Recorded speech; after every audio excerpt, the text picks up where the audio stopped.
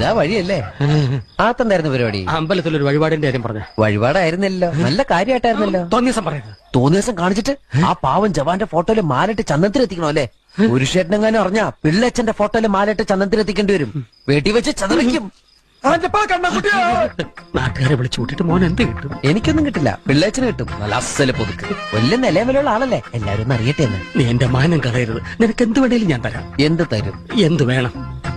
അച്ഛന്റെ കയ്യിൽ നിന്ന് കള്ളക്കണക്കെഴുതി വാങ്ങിച്ച കുരുടിമുക്കിൽ 25 സെന്റ് സ്ഥലം. അയ്യോ മാധവ, അത് അയ്യാ മാധവ, അത് എഴുതി തരൊന്നും വേണ്ട. അവിടെ ഇത്തവണ എനിക്ക് വിത്തറക്കണം, അതെന്റെ ഒരു മോഹം. ഞാൻ പടവല വിട്ടിരിക്കുക. ആയിക്കോട്ടെ, അത് വിറ്റ് കഴിഞ്ഞാൽ എനിക്ക് വിത്തറക്കാലോ. ഇറക്കാം. പുറപ്പാടാം. പോകാൻ വരട്ടെ. ഇതൊക്കെ മറക്കാതിരിക്കാൻ ഞാനൊന്നും കൂടെ തന്നാലോ? വേണ്ട, ആരും കാണൂല. വേണ്ടെന്നേ. എന്നാ ചാടിക്കോ മോനെ. ഇന്ന് നീ അവിടെ കക്കാൻ കയറരുത്. ഇന്ന് അവിടുന്ന് എന്തെങ്കിലും പോയാൽ നാളെ അത് എന്റെ തലയിലാവും. ഓ, എന്നാ മറ്റന്നാളാവാം. അതിന്റെ പിറ്റേന്ന് എന്റെ തലയിലാവും. സ്ഥിരാണല്ലേ. ചാടിക്ക.